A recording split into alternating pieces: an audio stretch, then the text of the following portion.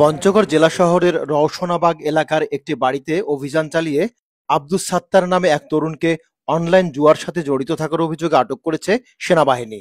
এ সময় তার বাড়িতে অনলাইন জুয়ায় ব্যবহৃত ১৪টি মোবাইল, একটি ল্যাপটপ জব্দ করা হয়।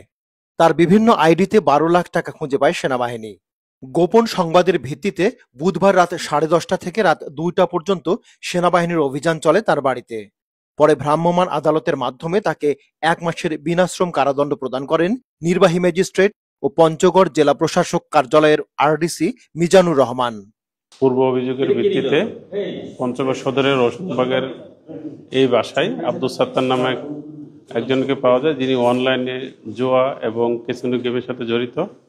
সেনাবাহিনী এবং পুলিশের তৎপরতায় তাকে হাতে নাতে ধরা হয় এবং মোবাইল কোর্টের মাধ্যমে বঙ্গীয় প্রকাশ্য জুয়া আইন 1966 এর 4 ধারায় ওনাকে 1 মাসের বিনাশ্রম কারাদণ্ড দেওয়া হয়। জনস্বার্থে এই ধরনের অভিযান অব্যাহত থাকবে। আব্দুস সাত্তার পঞ্চগড় সদর উপজেলার সিংরোড ভুজারিপাড়া এলাকার আশরাফ আলীর ছেলে।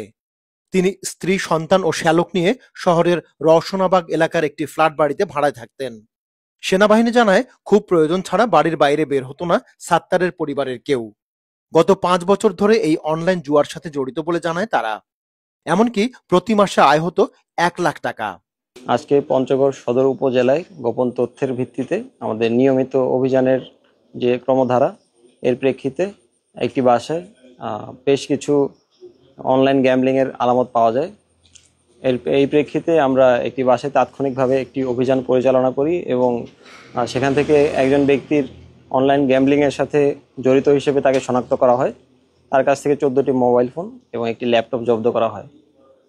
আনুমানিক 12.5 লাখ টাকার মতো সে অনলাইন গ্যাম্বলিং খেলে প্রফিট করে এবং এরই ক্রমধারায় একটি মোবাইল কোর্ট পরিচালনা করা হয় এবং মোবাইল কোর্টের যে কার্যক্রম সেটি এখন চলমান রয়েছে। আমাদের এই ধরনের অভিযান ভবিষ্যতে আমরা পরিচালনা করব। আমরা চাই যে অপরাধমূলক কর্মকাণ্ড আমাদের পঞ্চগড়ে যেন ক্রমান্বয়ে হ্রাস পায় এবং সবাই আমাদেরকে তথ্য দিয়ে সহায়তা করবেন। পঞ্চগড় প্রতিনিধি আবু রায়হান আনসারের পাঠানো তথ্য ও ভিডিও চিত্রে মিজান তালুকদার, আপডেট টিভি।